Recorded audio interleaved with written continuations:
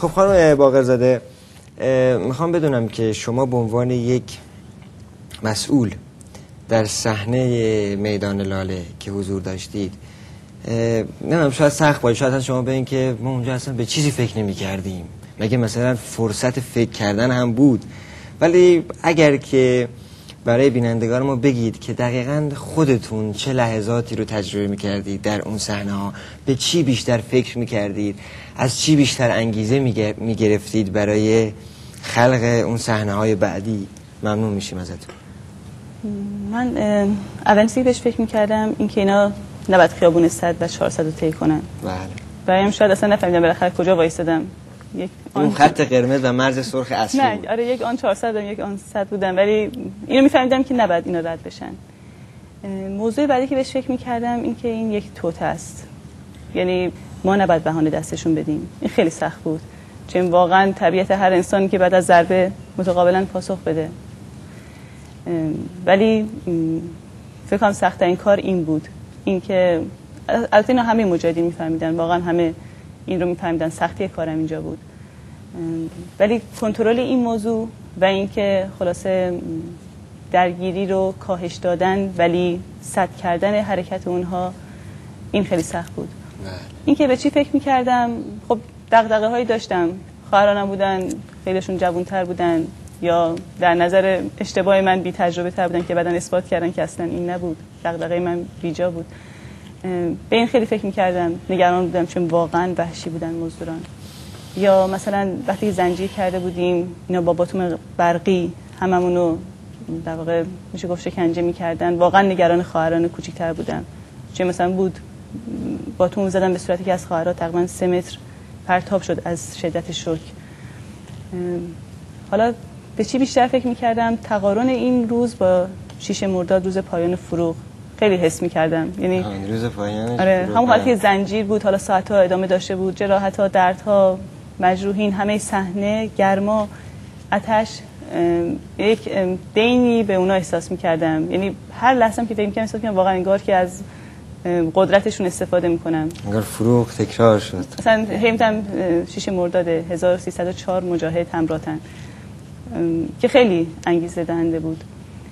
موضوع بعدی هم که همه مجاهدین به اشرف میگن خانه مریم، شاید بفهم اولین یا اصلی ترینش این بود که خیلی برام این اسم ارزش داشت و همین در همون لحظات خیلی هم احساس سرفرازی میکردم از اینکه شکستشون دادیم. حفاظت از خانه مریم چه افتخار و چه مسئولیتی بالاتر از این. خب حالا ما یک صحنه داریم از شما خانم کلبی، نمیدونم خودتون الان یادتون هست یا نیست، حتما دیدین توی سیمای آزادی زیاد پخش شده. این صحنه رو با هم ببینیم بعد برگردیم و کمی راجع بهش صحبت کنیم.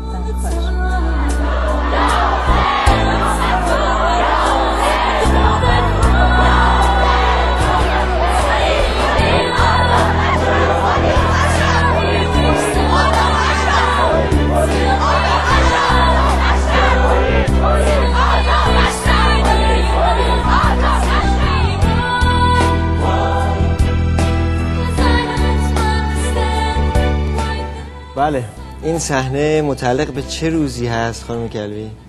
این 7 مرداده. 7 مرداد، بله. یعنی فردای حمله. بله، فردای هم. بله. غروب 7 مرداد. بله. آره عصر بود. آره عصر بود. و اینجا کجاست؟ دروشیره. بله، من درست 6 مرداد تو برای حفاظت بودم، ولی به هر حال خودم 7 مرداد به صحنه و دروشیر رسوندم. بله. اینجوری بود که این صحنه اگه دقت کرده باشین همه خواهرها و برادرها زنجیر بستیم دم در. خب قبلش از سیمای آزادی ما اخبار رو میگرفتیم، شهدا رو، چون هر کسی یه گوشه اشرف بود.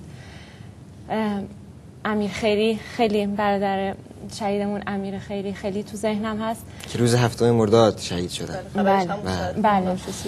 خیلی به قول خواهر برادر اشرفی به هم ریخته بودم، چون میدونستم که به خاطر حق شهید شدن و این همه ظلم برای چی.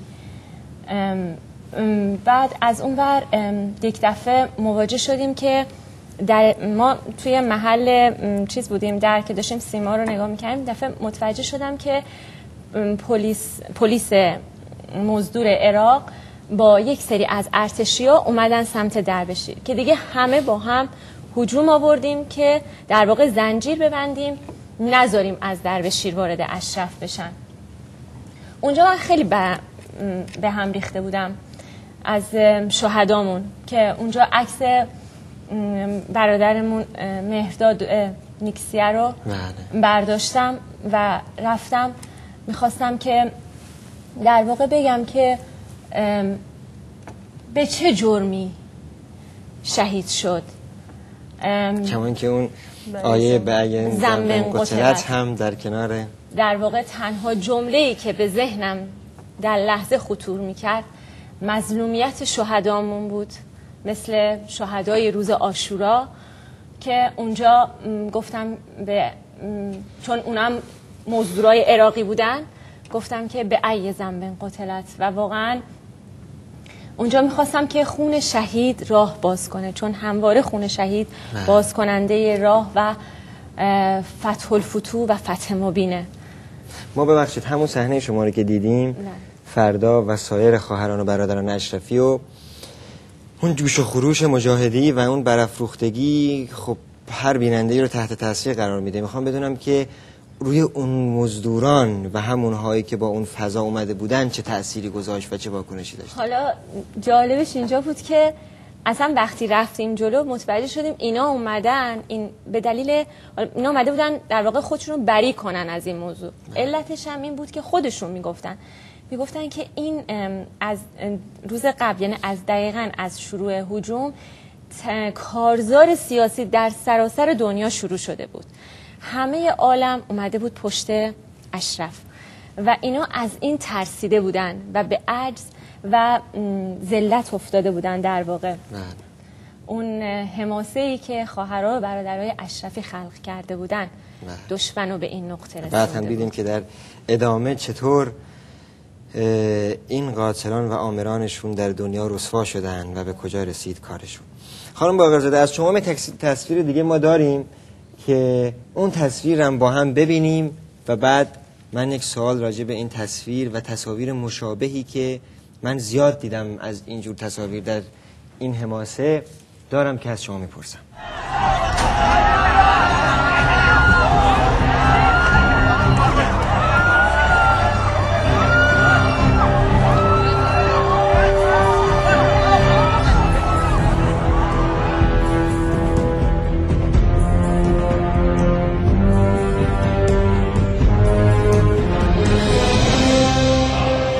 سوالم از شما اینه خانم باقرزاده که چرا این کارو کردید؟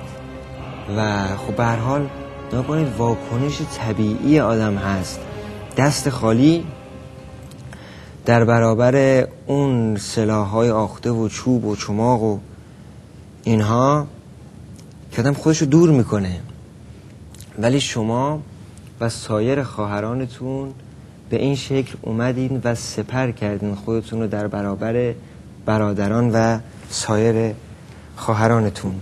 میخوام یکم در مورد این لحظات بگین، این انگیزتون از این کار و منطقی که بر این کار حاکمه. راستش این کار که همه مجاهدین کردن، اون چیزی که من دیدم بسیار. شما به نمایندگی از سایر خواهران و برادرانتون برام بگین. ولی مثلا من الان گفتم که خانه مریم یک حرمتی داره، یک ارزشی داره برای همه مجاهدین. واقعا هر خواهر و برادری هم برای هر همرزمش یک گنجینه‌ایه. یعنی من حداقل خودم میفهمیدم اون زخمی که میتونم جلوشو بگیرم باید بگیرم. زیاد بود، خیلی سپر من شدن. یعنی من صحنه‌ای دیدم که بقیه این کارو کردن، ولی فکر کنم همه در واقع داستان یل و اژدها رو شنیده باشن. من خودم تو اون صحنه و بعدش هرچی بیشتر تصاویر رو میدیدم، مثلا هیچ الگو یا هیچ حتی بگیم فیلم، هیچ